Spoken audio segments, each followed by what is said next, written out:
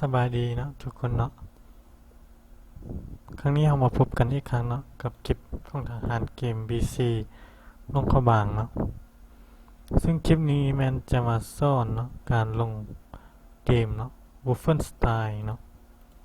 เกมตัวที่อยู่ในหน้าจอนี้เลยเนาะ Wolfenstein ซึ่งเกมนี้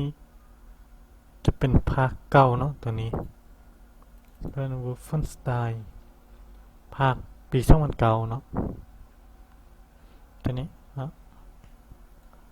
ซึ่งเกมนี้เนาะ UWeb กล้องต่างประเทศนะจะบอกว่าเกมนี้มี2 แผ่นเนาะราคาบ้านเราเป็น25,000เนาะ25,000กิบส่วนตัวนี้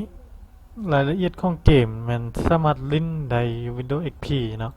หรือ Vista เนาะเป็น Windows รุ่นเก่าหรือ Windows 7 8เนาะ10ก็ได้เนาะขั้นต่ำของเกมนี้มันต้องใช้ CPU Intel Pentium ก็เล่นได้แล้วเนาะแต่ต้องเป็นความแรงอยู่3.2เนาะตัวนี้ไม่ Intel Pentium Full เนาะว่าผิด3.2ขึ้นเมือหรือว่าง่ายๆมัน Core Studio ขึ้นไปค่อย3 i5 i7 ก็เล่นได้เนาะส่วน AMD นี่จะเริ่ม AMD Action เนาะแรมนี่1กิกก็เพียงพอสนะเนาะเลือดีแท้มันมี2กิก54กิกเนาะแต่การ์ดจอของมันนี้จะกินต่ำเนาะก็อยู่ที่256เมกเนาะซึ่งแน่นอนว่าความไร้คนต้องสามารถลงลิ้นได้เนาะตัวนี้มีทั้งหมดเวลาลงไปแล้วกินพื้นที่8กิกเนาะตัวนี้พักตัวภาคต่อมามันเข้าเห็ดตัวนี้เนาะ Wolfenstein The New Order เนาะนี่มีอยู่ประมาณ10 แผ่นนะ40กิกเนาะเกมตัวนี้ภาคนี้จะส้มจริงเนาะแต่ต้องกินสเปคสูงเนาะต้องแม่นระดับ Core i7 เนาะตัวนี้จึงเล่นได้ Core i7 เนาะและภาคตัวนี้มันภาคโตเนาะภาคโตตัว New Order นี่เนาะเป็น The Old Boot เนาะแคนเก่ามาสำลักเนาะภาคนี้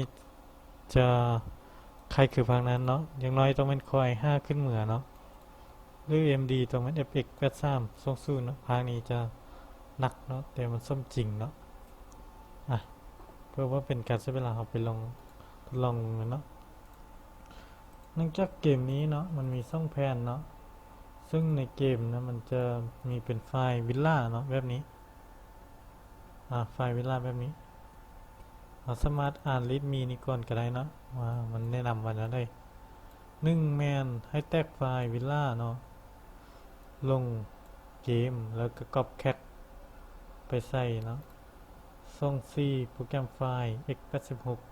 activation นี่ Wolfenstein เนาะแล้วก็ลิ้นได้เลยนะเบื้องต้นในที่นี้ถ้าคอมพิวเตอร์บูมีวิลล่าเนาะให้ลงตัวนี้เนาะวิลล่าตัวนี้เนาะคลิกลงเซตอัพนี่เนาะหลังจากลงแล้วให้ก๊อปแคปนี่เนาะก๊อปแคปตัวนี้ไปไว้ในซองซีเนาะซองซีโปรแกรมไฟล์เนาะวิลล่านี้เนาะ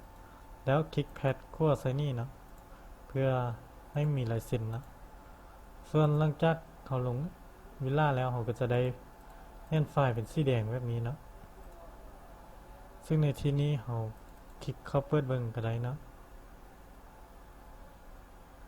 เราท่าแป๊บหนึ่งนะเราจะได้ไฟล์ตัวนี้ขึ้นมาเนาะมี7 กิกไปเนาะให้ทำการ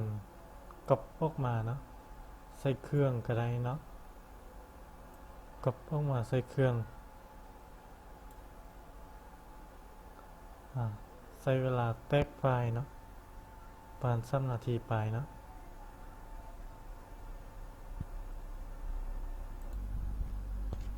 ไฟล์แตกสำเร็จแล้วเนาะ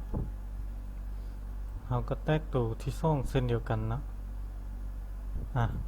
ได้ส่งไฟล์แล้วเราปิดไปนะแสดงว่าไฟล์เกมเราก็จะออกมาเป็นแบบนี้เนาะในที่นี้ถ้าผู้ใดมีโปรแกรม Diamond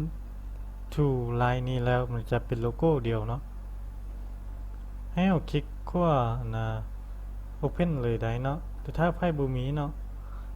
แม่นให้สามารถแตกไฟล์ได้เนาะก่อนอื่นมาให้เราสร้างโฟลเดอร์ก่อนเนาะเราสร้างโฟลเดอร์Wolfenstein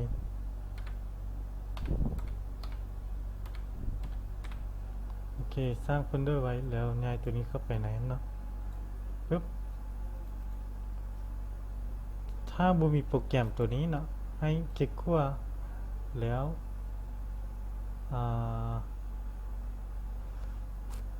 extract เนี่ยบ่ได้เนาะแสดงว่า extract บ่ได้เนาะถ้าบ่มีเราสามารถดาวน์โหลดมาลงได้ตัวนี้ถ้าประสานให้ลงโปรแกรมตัวนี้นะเพิ่นว่า Power ISO เนาะ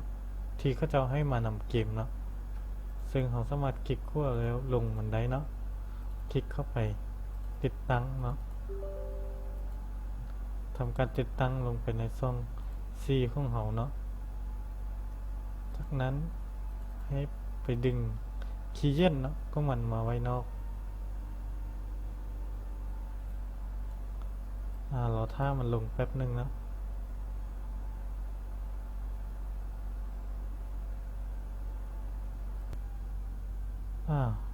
ลงสำเร็จแล้วมันก็จะบอกเราว่าสามารถเปิดไฟล์อย่างใดๆเนาะถ้าเราปรับเราสามารถเลือกหมดเลยได้เนาะ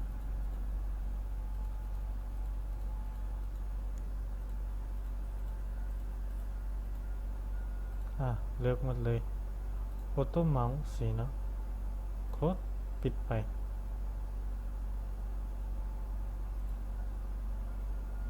cancel บริสตาร์ทนะจะได้ตัวนี้เนาะเพื่อนเป็นไฟล์มันก็จะกลายเป็นไฟล์ตัวนี้หลังจากนั้นให้เราทำการเปิดโปรแกรมนี้ขึ้นมาก่อนเนาะใส่คีย์ให้มันไปก่อนเนาะ enter แล้ว run คีย์เย็นนี้เนาะ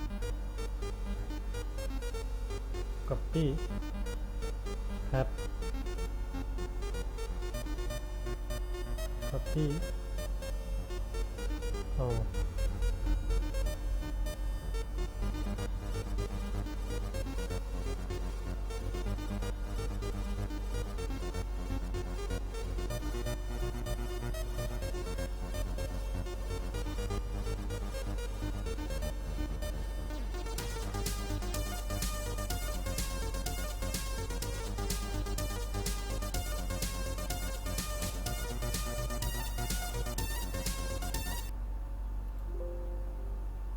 โอเคเรียบร้อยเนาะ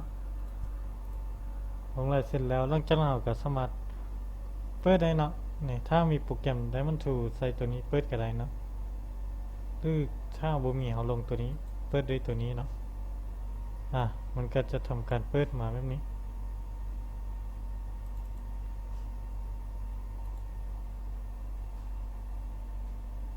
เราสามารถคลิกลงได้เนาะหรือว่าคลิกใส่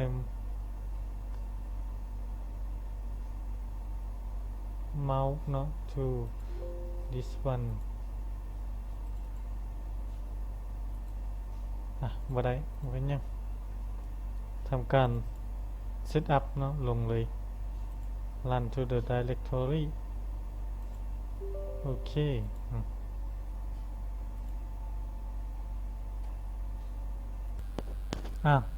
เมื่อได้แนวนี้แล้วเนาะให้ทำการ copy เนาะไฟล์ทั้งหมดนี้เนาะไปไว้ในโฟลเดอร์ที่เราสร้างขึ้นมาเลยเนาะเพื่อเป็นการลงเนาะแต่ในที่นี้เราจะบ่ทำการ copy เนาะเพื่อเป็นการเสียเวลาเนาะเราจะใช้โปรแกรมนี้เปิดขึ้นมาเลยเนาะเมาส์ขึ้นมาเลยเราก็จะได้ไฟล์เนาะเกมขึ้นมาเลยเนาะ โดยบ่จำเป็นต้องแตกอีกครั้งเนาะปิดตัวนี้ไปทำการติดตั้งได้เลยเนาะคลิกที่ Setup Setup ตัวนี้ทำการติดตั้งเนาะจะให้เราเลือกเนาะเลือกตกลง next next ยัด next มันจะลงไปในช่องซี่เนาะในเครื่องเราเนาะเราถ้ามันลงไปจนแล้วก่อนเนาะ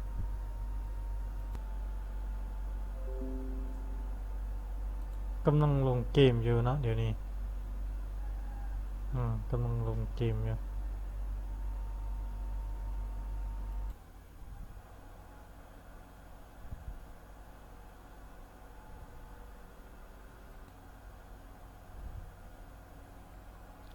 ลงเกมก็จะสำเร็จแล้วเนาะ